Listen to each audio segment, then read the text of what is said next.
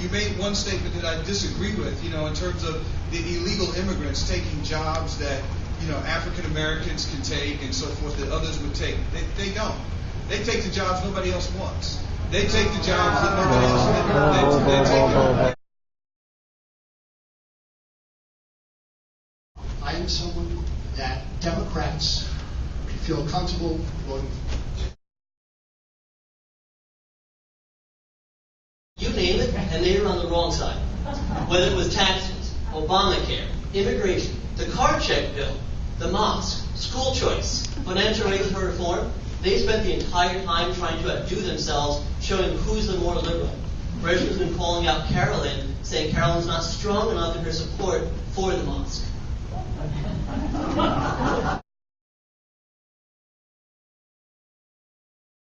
Well, besides the working requirement, what about getting out of this cycle where single women are choosing to have children out of wedlock they can't take care of? That's a personal choice. Yeah, it's a horrible, horrible thing, right? Because we're put in a very tough decision as a society, because then, I'm not really quite sure how to solve that, to be honest, and that's not great for a politician to say, but it's the truth.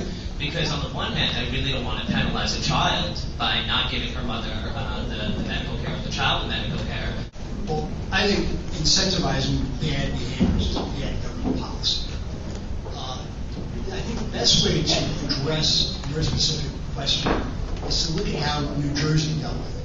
By disincentivizing the bad behavior and not rewarding it with increased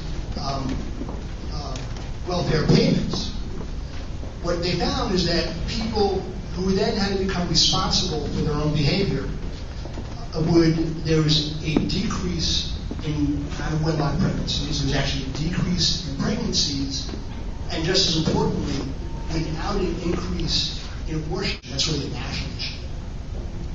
Why don't we just get the government out of our lives and leave us each to be responsible for our own lives?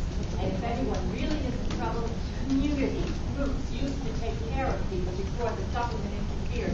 Why can't we go back?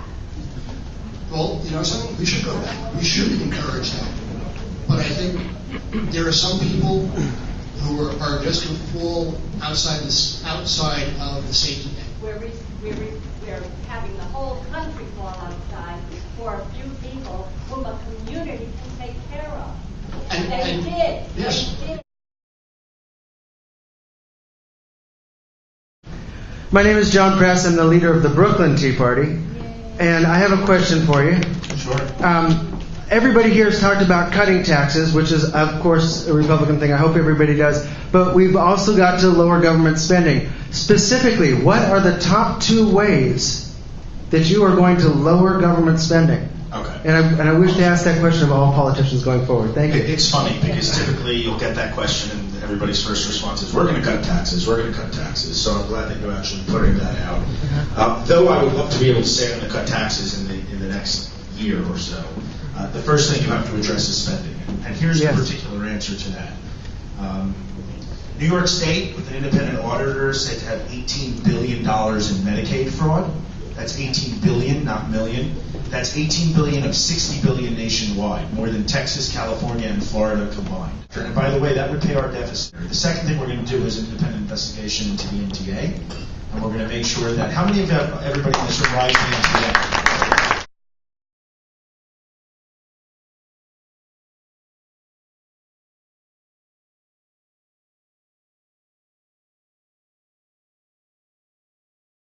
Running against Kirsten Gillibrand because she, as you know, represented a conservative district where she supported the Second Amendment. She voted against TARP. She surely would have been opposing the mosque on Ground Zero, but then she was tapped to become senator, and she flip-flopped over on the issues. She voted for cap and trade as a congressman, and then she followed on as a senator, voting for the stimulus bill that hasn't produced jobs. She voted for the health care bill. She voted for the debt limit increase to $14.3 trillion.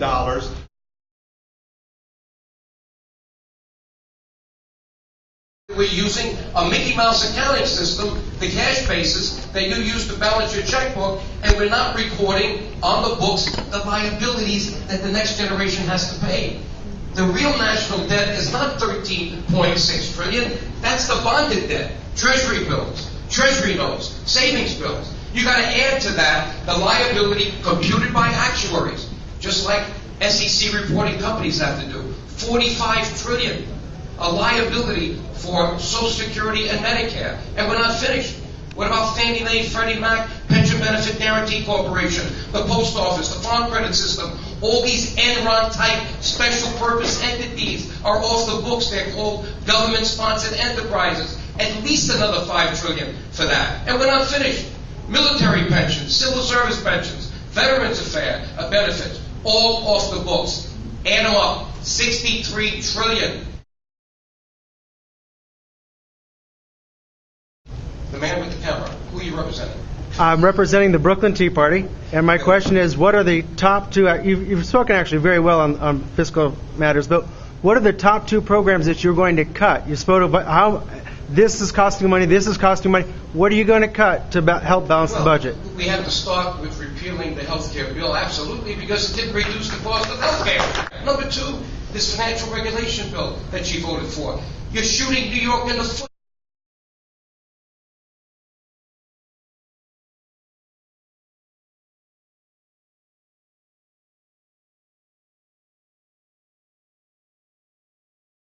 When Joe DiGuardi was in Congress, he won't tell you this, he got a D rating from the American Conservative Union. He voted with the Democrats 40% of the time and voted against Ronald Reagan 50% of the time. He had his chance in Washington 4 years ago. 25 years ago. He had his 4 years in Congress. And how did he vote? He voted as a liberal Democrat. And yes, there is a difference between me and David. David likes to say he's not a career politician, but he was an economist. He was the chief economist for Bear Stearns when they went broke.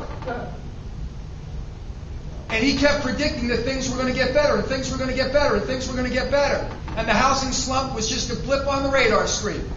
And what happened? We went into a deep recession. And what happened with Bear Stearns? They took $29 billion of taxpayer bailout money. And you got some of that money, David, and you're financing your campaign with that money. Bruce, that's a lie. You can get your chance to talk in a minute. I just got it. Bear Stearns got $29 billion. You got a buyout, and then you went to J.P. Morgan. So let's get the facts where they are. How are you going to run against Kirsten Gillibrand? She is going to slice and dice your message when you want to talk about fiscal responsibility, yet you advocated for more money for Fannie Mae and Freddie Mac because Bear Stearns was the largest holder in mortgage-backed securities. Bruce, that's another And you lie. also Stop advocated for a saying it. gasoline tax. I have documented it all. It's on my website. Share it with people here. If being a party of no means saying no to surrendering our freedom to unaccountable and elected bureaucrats or international bodies, I will just say no every time. If being the party of no means saying no to a federal policy that won't enforce our laws or secure our borders, I will just say no every time.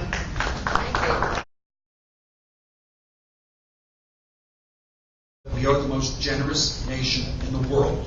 We allow 1.2 million people to enter America legally every year. We need to secure the border.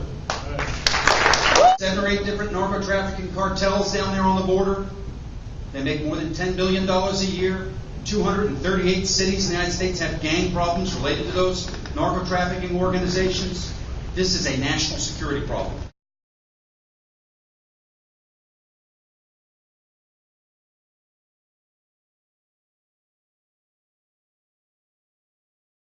Not long ago, he held a press conference to pronounce that it's dangerous for you to use sunscreen.